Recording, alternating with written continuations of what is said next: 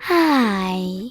In front of me is ZTE AXON 20, and today I would like to show you how you can change default apps on this device.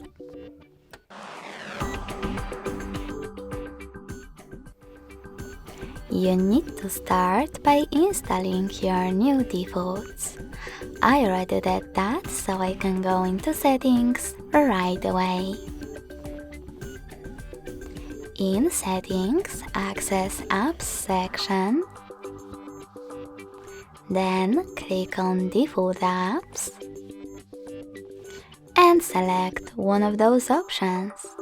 I want to change my browser app, so I have to click on it, tap on Chrome to set it up, and click on the back button.